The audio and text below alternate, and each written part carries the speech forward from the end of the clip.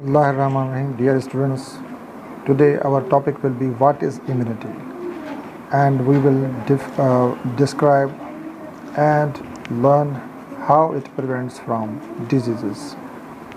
So let's start our lecture. First of all, what is immunity?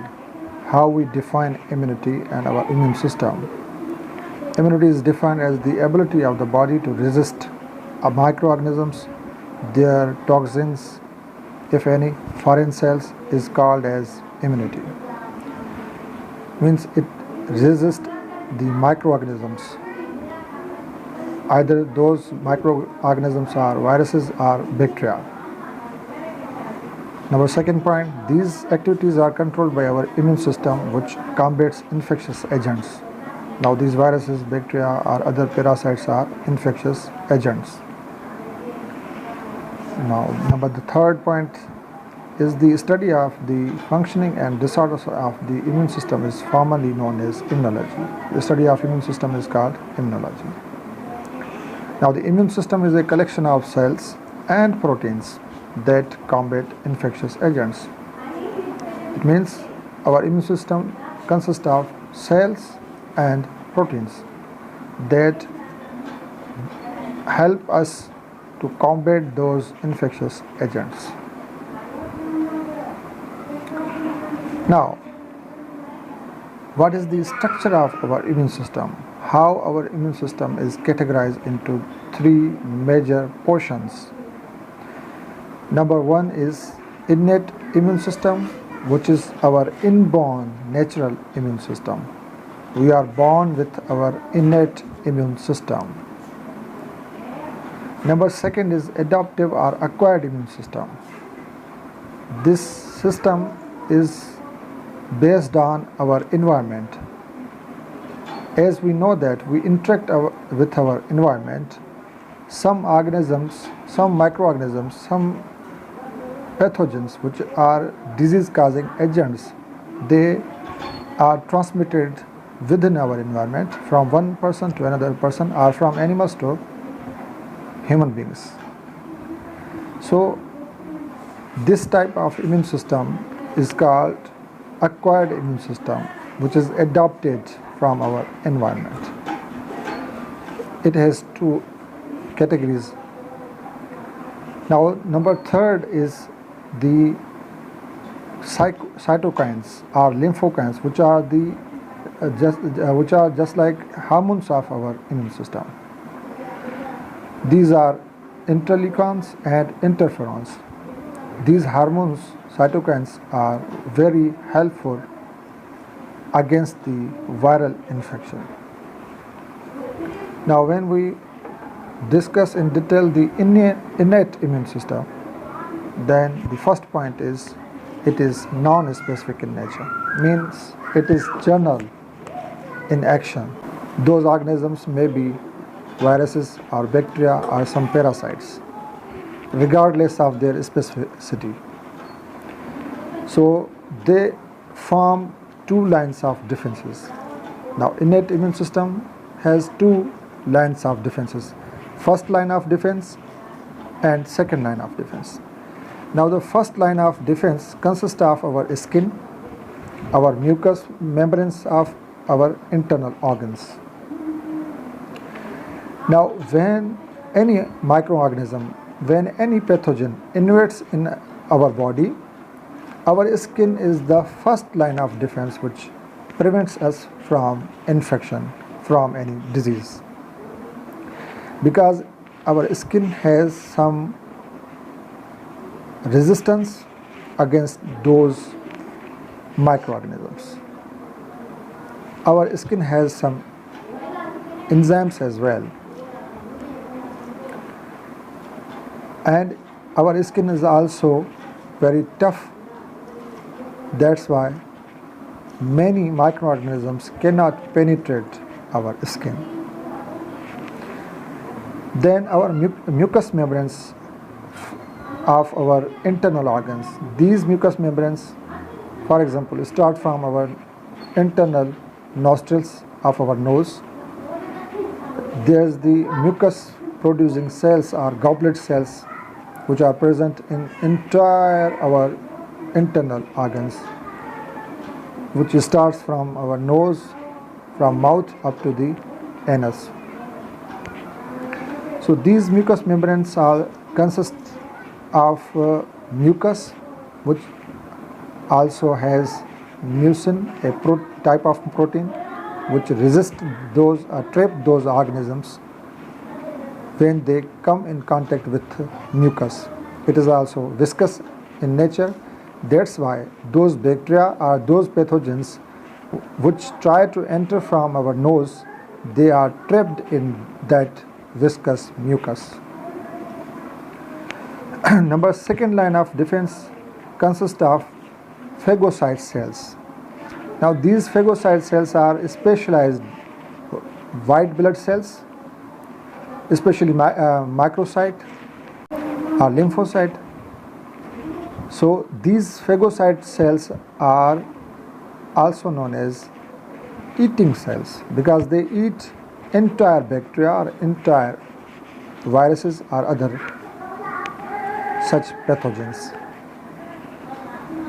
Number second is antimicrobial proteins. These proteins, especially antibodies, these are types of proteins which act against such pathogens and try to kill them when they come in contact with those pathogens. And number third point in the second line of defense is our inflammatory response. When any parasite, any virus or bacteria try to infect our body, it triggers our inflammatory response. Our inflammation means pain, redness and fever starts when those organisms come in contact with our internal body. Number second category of our immune system consists of called as the adaptive or acquired immune system. It is acquired from our environment. Now, when first line of defense and second line of defense fails, the adaptive or acquired immune system come in action. Just like our army is protecting our borders, they form our first line of defense. Now, second line of defense are our policemen and rangers. Now, if the enemy penetrates these first line of defense and second line of defenses, then our other agencies, including military agency, come into action. So our immune system also can be analoged with that type of action. So when first line of defense and second line of defense fail to counter those invading enemies or invading agents or pathogens which are causing some diseases, then the third line of third line of defense came into action. Now this adaptive or acquired immune system is specific in nature. Its actions are specific in nature. So there are two types of this system. Number one is humoral immunity, or the immunity which is caused by B cells or performed by B cells is called humoral immunity, while the other category is cell mediated immunity, or the immunity performed by our T cells is called cell mediated immunity. Now the humoral immunity performed by B cells, now these B cells will make antibodies against antigen. Now these two terms are very important, antigen and antibody. Remember, antigen is any foreign particle which enters in our body. It may be any particle, it may be virus, bacteria, any parasite, any disease causing agent, anything. It may be some chemical. Now that chemical, those things are categorized, called simply antigens, because each and every cell of organism has antigen over their cells. Now these antigens are the glycoproteins which are present on the cell membrane of each and every organism. That organism may be virus, bacteria, or other disease causing agents or pathogens. So B cells make antibodies against those antigens which are entering in our body, which are invading our body, which are attacking our body and causing some diseases. So antibodies are chemicals which are produced by B cells, and these chemicals are produced within our body. Antigens are foreign agents. So these B cells produce monocytes, phagocytic cells, macrophages. Now these macrophages are also known as antigenic they have antigenic receptors, and they are also known as the antigen representing cells, because when antigen enters in our body, these antigenic receptors capture that antigen and present that antigen to our acquired immune system. So our acquired immune system takes action and makes B cells and T cells to counter those antigens which are entering in our body. Now then, plasma cells, these B cells are converted into plasma cells, and these plasma cells will form antibody and memory cells. Now memory cells are those cells which help us after we recover from that disease. These memory cells will remember the type of antigen which has come into contact with our body. Now these memory cells are just like a reserve army of our body. Now if the reinfection occurs, these memory cells will take severe action against that type of antigen. Now, after the humoral immunity, now we will discuss about the cell-mediated immunity, which is performed by our T cells of our body. Remember, these B cells and T cells are types of lymphocytes. Lymphocyte is again type of WBCs, white blood cells. Now, T cells are of three types. T helper cells. These are first category of cells which act as messenger. They take some messages of antigen and spread them throughout our immune system, inform B cells and other cells to take action. Second type of cells, T cells, is called cytotoxic cells. These cytotoxic cells take direct action. They will directly attack on the bacteria. They make pores into the cell wall of bacteria and make them rupture due to osmotic pressure. When they make hole in the body of the bacteria, in the cell wall of the bacteria, the water enters into the bacteria and results the rupturing or bursting of that bacteria. So these T cells are known as cytotoxic cells. Cells which are toxic to the antigen, toxic to the bacteria or any pathogen. Third category is the suppressor T cells, TS cells. These are the type of cells which suppress our immune system after its activation. When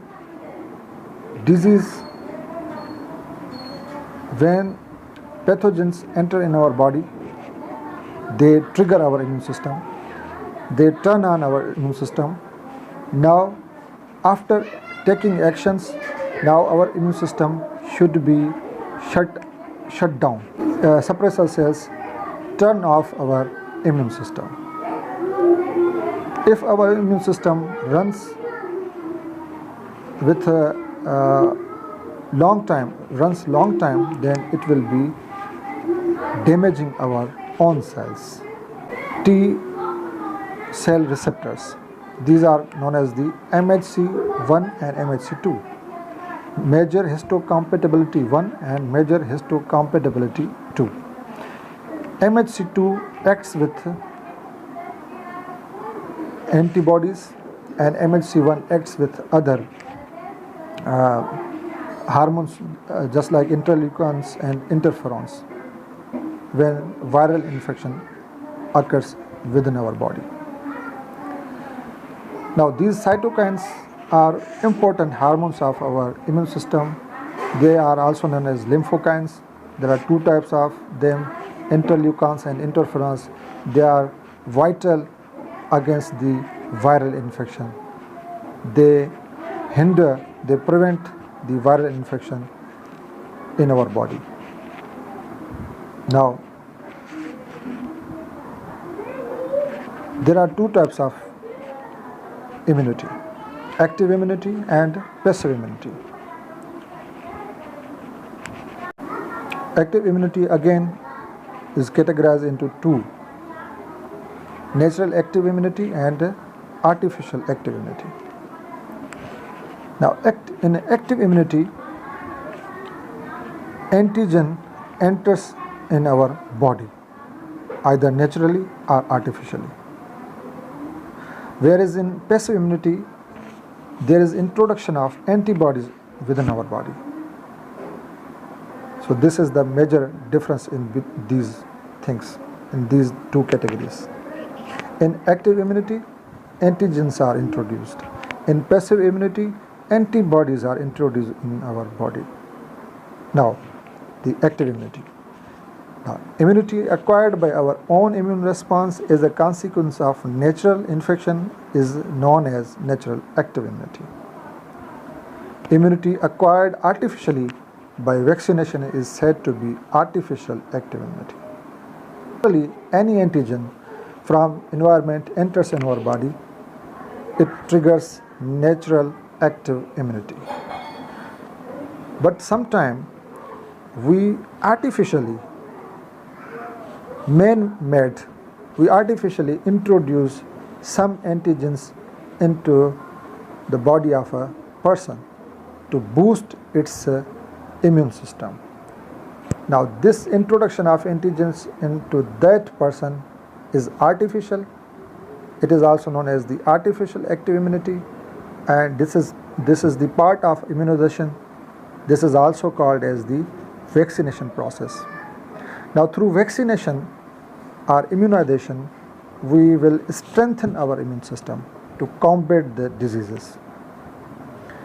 We will artificially introduce some half-dead pathogens into our body. Now, our body will produce B cells, T cells, our immune system will be triggered and memory cells are produced. We have vaccination of polio, TB, small R chickenpox and hepatitis B, etc. Now, both cases involve antigen entering in the body. Passive immunity, it is the transport of antibody, remember antibody, into an organism is called passive immunity. Now, there are two types of passive immunity. Either we introduce antibody naturally or artificially. The natural passive immunity, for example, a pregnant woman passes some antibodies to her fetus naturally through placenta or breastfeeding. This type of immunity is called natural passive immunity, introduction of antibodies. Now, artificial passive immunity, when, for example, rabies is treated by injecting antibodies derived from a vaccinated person, because we know that a vaccinated person has antibodies in its blood. So we will take blood of that is already vaccinated with rabies. Now that person's blood has antibodies, so those antibodies are purified, extracted from the blood of that person. Doses are made and they are introduced into the patients of rabies to prevent them from further damage or from further severity of the disease. Now the last point of this lecture is difference between primary immune response and the secondary immune response. The primary immune response is the first time response of our immune system. The first exposure of an antigen to the immune system triggers formation of clones effector cells. It is a slower response because that person's body don't know much about that antigen. So development of effector cells takes about 5 to 10 days. Finally, memory cells are produced either after the disease or before the disease. A person may develop any disease or may not develop any disease. In secondary immune response, there is always risk of reinfection with the same pathogen. It is a quicker response because already memory cells are produced within the immune system of that person, because that person has already been exposed to that type of antigen. So it develops within 3 to 5 days. Its actions are much quicker than the primary immune response. It is due to the antibody already produced memory cells which are present in the immune system of that person. So these are major categories and major points of immune system. Inshallah, next time we will further discuss more in detail, more deeply about the actions of immune system and different types of cells which are acting within our immune system. Now these videos are for my students and I am just waiting for the feedback. Either that feedback may be positive or negative. Please give me feedback on these videos.